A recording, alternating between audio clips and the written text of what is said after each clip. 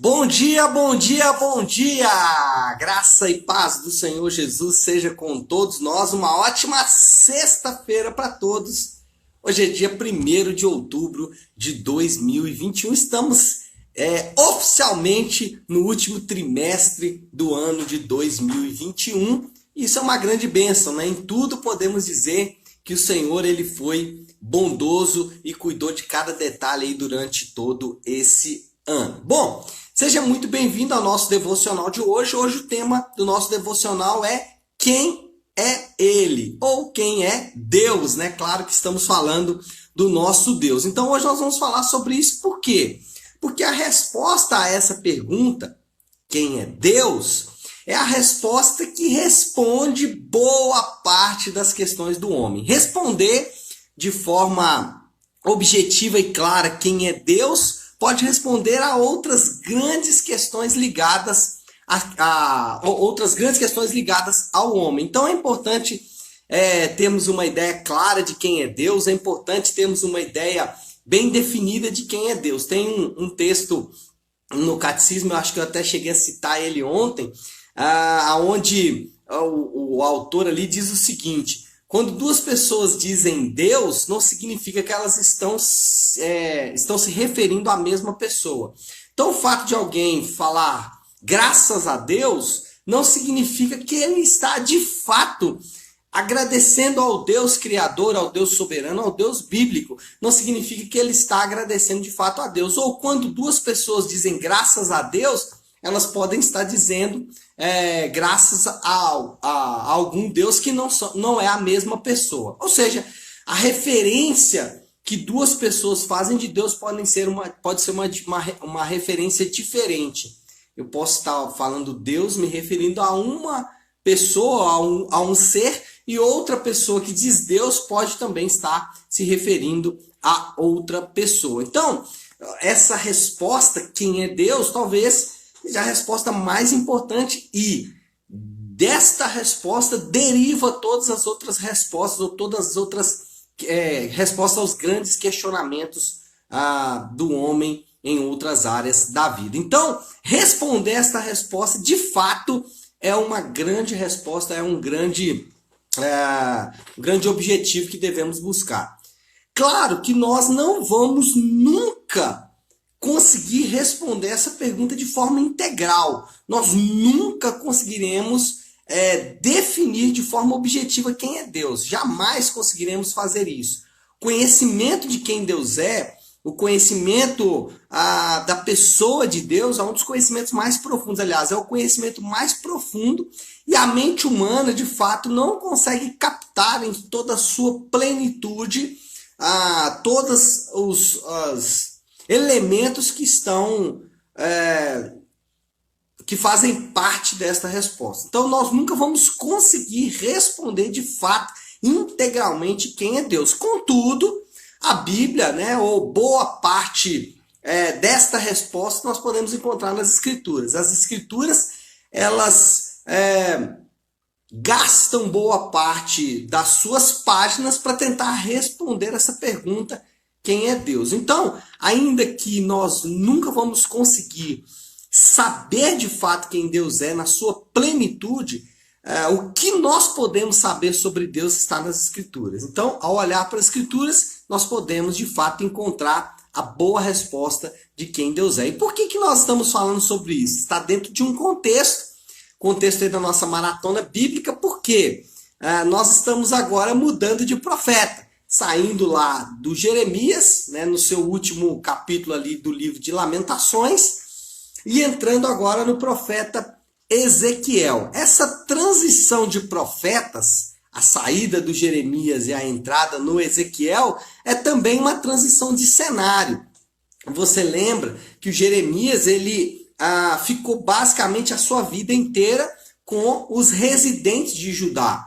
Mesmo quando eles tentaram se refugiar no Egito, Jeremias foi com esse grupo lá para o refúgio no Egito, e Jeremias sempre viveu ali na região de Judá, na Jerusalém, nos montes de Sião. Agora, nós já começamos aqui o livro de Ezequiel com o profeta Ezequiel, que viveu entre os exilados lá na Mesopotâmia. Então, o cenário muda dos montes de Sião para os rios da Mesopotâmia, né? Ali os 4 rios da Terra-média. Então, a saída ou a mudança do profeta também é uma mudança de cenário. E o livro de Ezequiel, ele já começa, a visão inaugural do livro de Ezequiel é quase que uma visão hollywoodiana, né? Talvez nem os maiores diretores de Hollywood, né? Talvez Steven Spielberg ou Quentin Tarantino ou, sei lá, James Cameron, nenhum deles pensaria em algo tão impressionante como essa primeira visão aqui do Ezequiel. Rodas que giram 360 graus, 180 graus, sei lá, um ser com quatro rostos, né, com 4 faces, face de leão, face de águia, face de boi, face de homem, olhos por todos os lados, seres viventes, glória do Senhor, uma visão assim impressionante já no capítulo número 1 aí de Ezequiel. Só que essas visões, elas não foram por acaso. O objetivo dessas visões era revelar exatamente traços do caráter de Deus. E é por isso que é nosso tema hoje, quem é ele? E esta primeira visão de Ezequiel tem como esse objetivo, mostrar quem vai ser o personagem principal do livro de Ezequiel, quem vai ser o personagem principal ali na vida do profeta. E esta revelação, ela inicialmente, a revelação de Deus para Ezequiel mostrou inicialmente quem Deus é. Então, logo no início aqui desta revelação, ele já vai tentar mostrar ali para Ezequiel quem Deus é. E é importante nós termos uma visão clara aí do caráter de Deus, dos atributos de Deus. Os atributos de Deus são muitos, nós sabemos aqueles que são mais próximos de nós, onipotência, onipresença, onisciência, amor, justiça, etc. e tal. Só que existem outros atributos de Deus que eu costumo dizer que esses atributos de Deus são como se fossem paredes, como se fossem limites que nos impedem de ir além do que Deus é. Então, por exemplo, quando eu digo que Deus ele é amor, se eu não tiver uma parede para este amor, eu vou caminhar tanto na direção do amor de Deus que eu vou me esquecer da justiça, que eu vou me esquecer, por exemplo, da santidade de Deus. Então eu caminho no amor de Deus até um limite. Qual é este limite? O limite da sua justiça, ou o limite da sua santidade. Qual é o ponto aqui? O ponto é que os atributos de Deus, eles vão revelar quem Deus é, mas também eles vão nos mostrar que existe, ou que existem nesses atributos, uma correlação. Eles estão ligados de forma interdependente. Deus, ele não age com amor em uma situação e com justiça em outra situação. Não. Deus age em todas as situações com todos os seus atributos e isso é fantástico. Bom, essas paredes que eu falei, elas são muitas porque os atributos de Deus também são muitos. Contudo, nós podemos pensar aqui em alguns atributos básicos ou alguns dessas paredes básicas aí que nos ajudam. Nós poderemos pensar aqui em alguns desses atributos básicos aqui, que seria, por exemplo, Deus é criador. E essa é uma boa parede inicial, por quê? Porque quando eu entendo que Deus é criador, eu entendo primeiro que tudo saiu da mão de Deus, mas que tudo também está no controle de Deus. Então, quando eu digo Deus é criador, eu estou dizendo, bom, Deus fez todas as coisas, Ele conhece todas as coisas foram feitas pela sua mão, mas também Ele é soberano.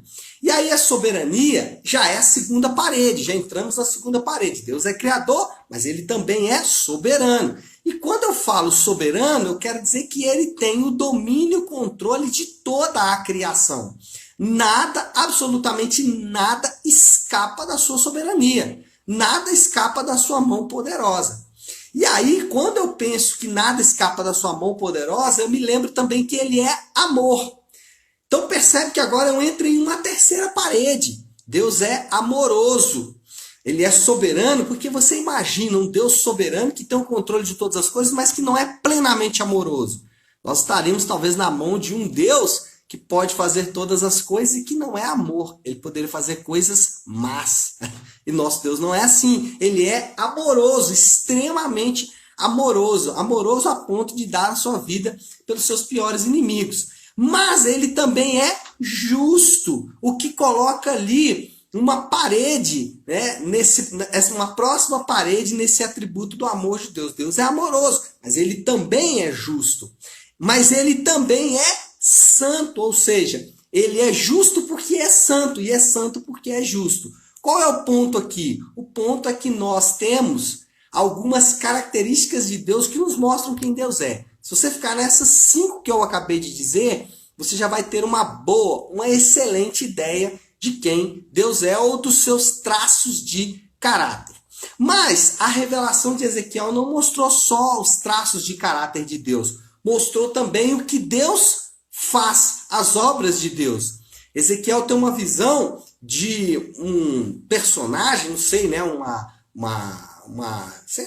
caricatura, enfim, eu não vou conseguir descrever bem aqui, mas que mostra 4 faces. A face do boi, a face da águia, a face do leão e a face do homem. Essas representações, elas indicam as 4 obras de Cristo nos evangelhos. Inclusive, algumas pinturas da Idade Média retratam esta figura de Ezequiel, ligando essa figura de Ezequiel exatamente com os 4 evangelhos. Então, as obras de Deus são também as obras de Jesus. As obras de Jesus, na verdade, revelam as obras de Deus. E o que Jesus fez enquanto viveu entre nós? Nós poderíamos citar aqui várias coisas, mas deixa eu me ater a algumas das obras de Jesus enquanto esteve conosco aqui na terra.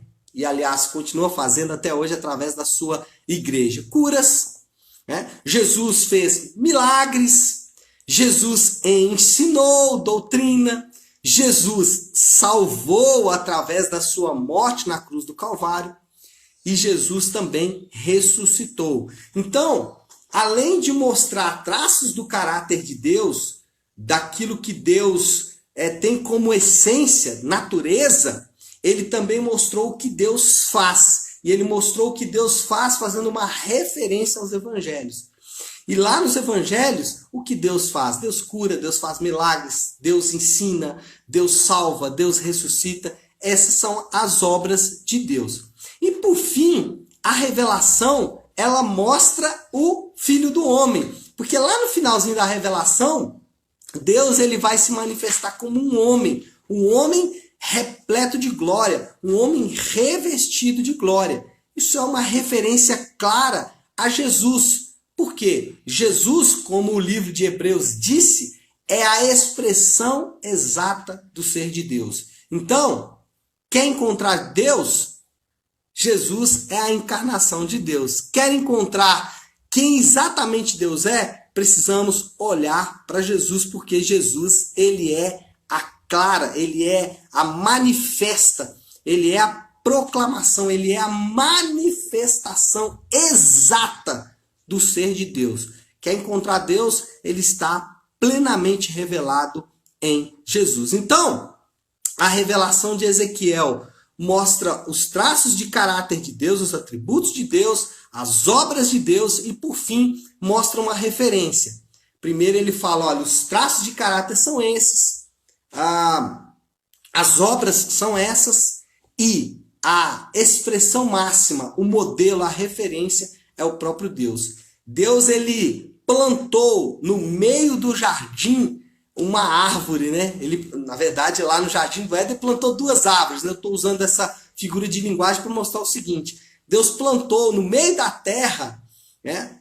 Para não usar aí a mesma linguagem do jardim, mas plantou no meio da terra uma árvore, a qual todo homem pode olhar para esta árvore e encontrar nela a referência clara de quem Deus é. Óbvio que eu estou dizendo aqui árvore de modo figurativo, né? Deus se plantou a ele mesmo no meio da terra para que nós tivéssemos uma referência exata de quem Deus é. Portanto, Ezequiel começa a sua caminhada profética com uma definição decisiva de quem Deus é. Nada melhor do que começar uma caminhada profética sabendo de fato com quem nós estamos lidando. No caso, o Deus verdadeiro, o Deus de toda a glória, o Deus da Bíblia. Moral da história, para a gente finalizar aqui o nosso devocional de hoje: quem sabe quem Deus é, sabe como viver.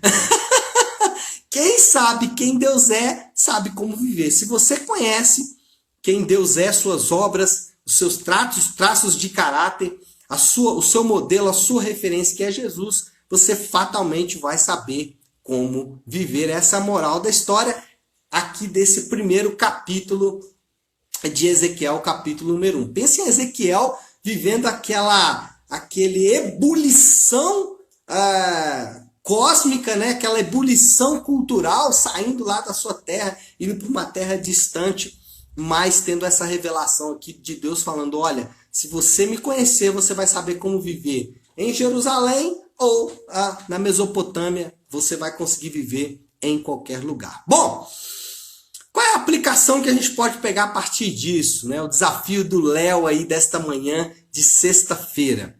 Pare e pense um pouco aí. Será que diante desta afirmativa, quem sabe quem Deus é, sabe como viver, será que nós não estamos precisando conhecer mais a Deus? Fica aí essa reflexão para você. Se quem conhece a Deus sabe como viver, será que nós não estamos precisando conhecer um pouco mais de quem Deus é? E aí volto lá no início da nossa conversa. Saber quem Deus é não é uma ação subjetiva. Tá? É claro que orando você vai conhecer Deus? Vai. Mas o conhecimento de quem Deus é basicamente está restrito às Escrituras, em especial em Jesus. Então, se você conhecer Jesus, você vai conhecer quem Deus é. E Jesus, ele se manifestou através do seu evangelho, que é a história de como Jesus nasceu, viveu, morreu e ressuscitou. Então, é isso, pessoal. Eu quero encerrar por aqui, deixando essa reflexão para vocês, deixando aí também esse desafio, né? Será que nós não estamos precisando conhecer melhor quem Deus é? Se quem conhece Deus sabe como viver, se quem sabe quem Deus é sabe como viver, então talvez o que nós estamos precisando é conhecer melhor quem Deus é.